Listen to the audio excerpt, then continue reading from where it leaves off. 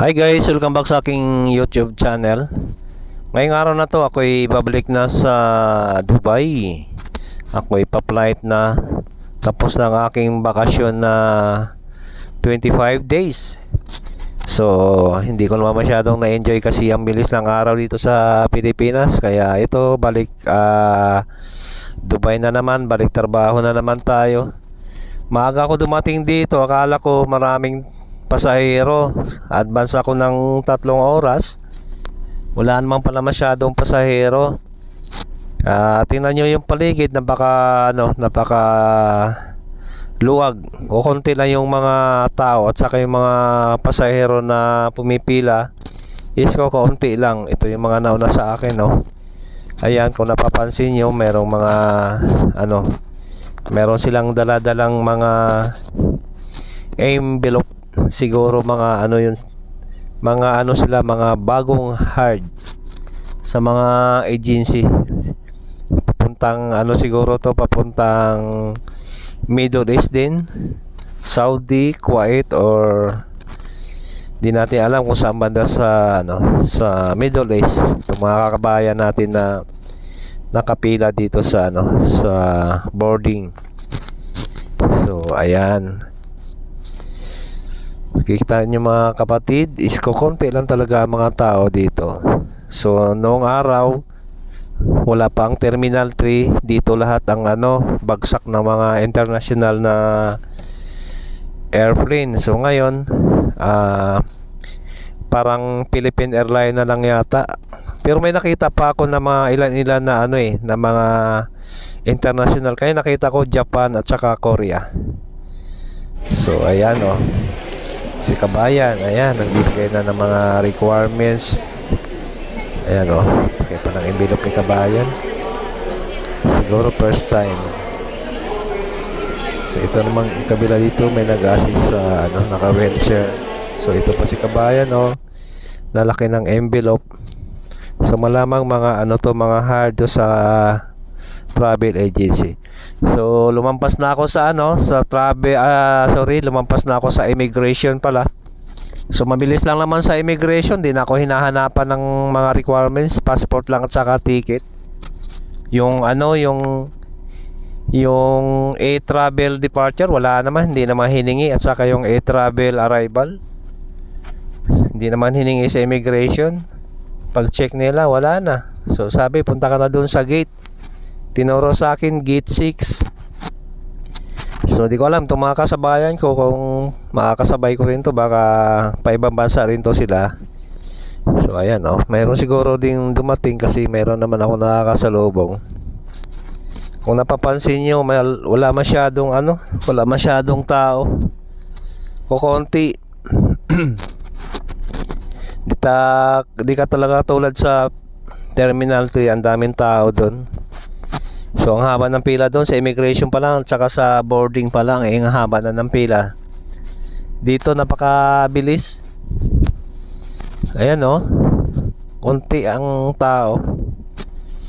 So ayan, ako'y papunta sa gate 6 kasi yan sabi sa akin ng doon sa boarding is gate 6 daw, para sa Dubai.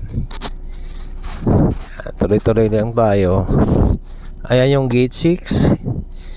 Ayan 3, 4, 5, 6 pala dito. Ayan, bababa ko. Tapos ikot lang ako saglit.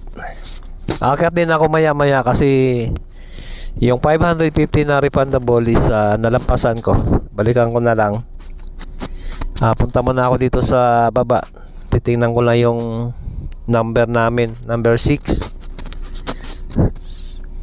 Ayan so, may mga pumipila dito, bumibili ng pagkain.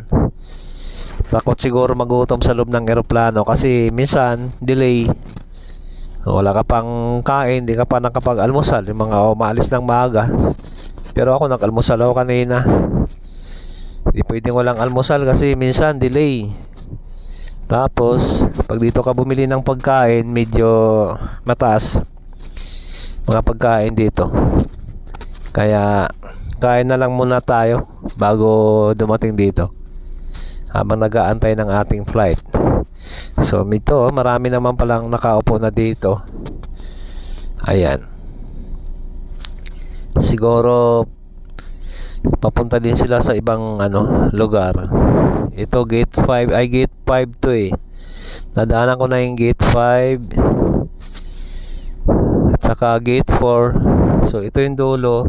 Baka yun ang gate 6, yung gate na tinuro sa akin. Ayan, ito na nga yung gate 6.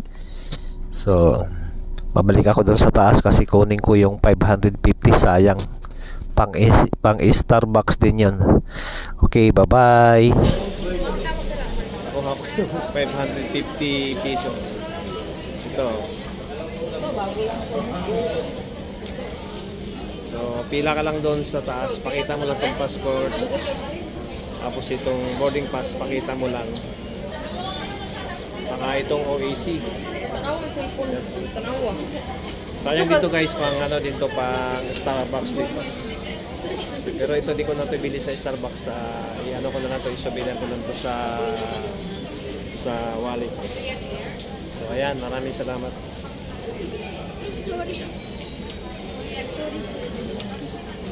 Makikita ka sa makikita ka sa YouTube.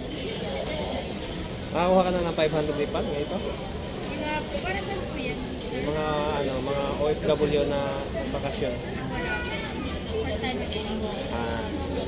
Refundable. Refundable. Sayang din. May Pambiling pambiling Starbucks. Yes. Hindi ko na nabili ito sa Starbucks, si pocket money ko. Tago ko na lang sa wallet. Malaking bagay na ito. Oh. Saan kayo punta? Saudi? Saudi? First time? Yes. Tapos kabayan, puntang Saudi. Kasama po. YouTube yan, sir. Yan, kabayan. Mag-hi ka, kabayan. May shout out mga kaibigan, mga magulang. Shoutout po sa Cavite Accommodation. Saudi ka pupunta? First time niyang pumunta sa Saudi. Mag-ingat ka doon, kabayan, sa Saudi. Ako naman sa Dubai. Philippine Airlines din? Yes po. Diretso ka Saudi o stopover? Direct po. Direct pala siya sa Saudi. Kala ko stopover sa Dubai. Okay guys, dito pa kami. Nag-antay pa kami ng flight namin papuntang Dubai.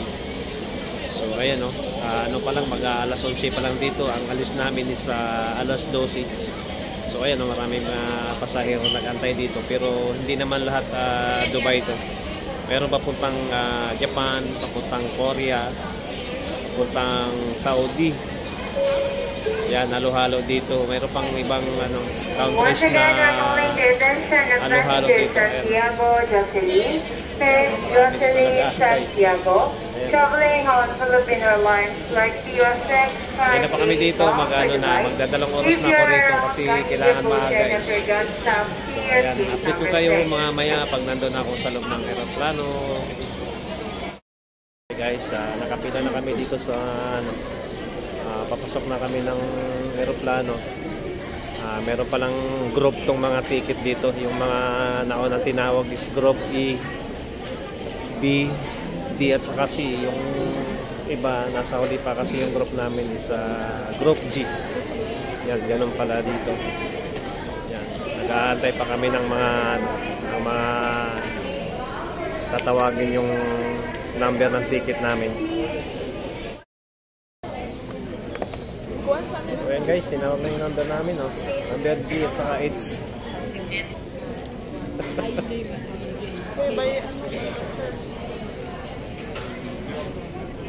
Tinatawag na yung number namin. So ngayon pa lang kami papasok kasi ayan, nakataas na yung number, yung letter H at saka letter G pala.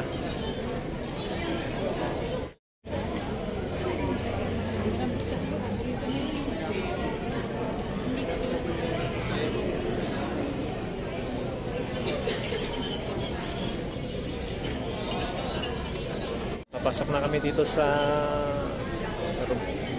loob ng gate.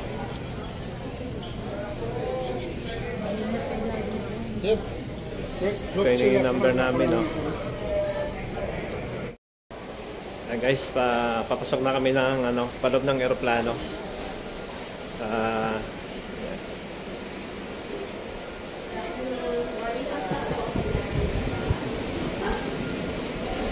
Ayan guys, dito na kami sa pakita ng eroplano. Pull shanks to buckle, pull waistband to tighten.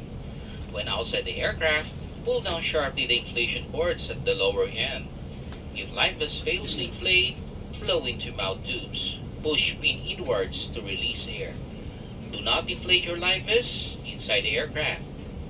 The lamp will automatically activate when the battery is immersed in water. In the unlikely event that emergency oxygen is required, oxygen mask will drop from above you. Remove your face coverings. Immediately grab the mask and pull firmly towards you.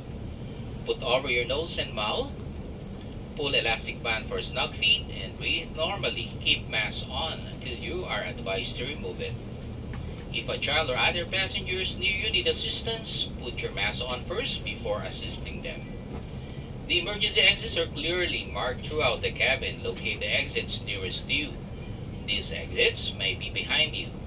In case of power loss or smoke in the cabin, emergency lights and path markings will lead you to these exits during an evacuation.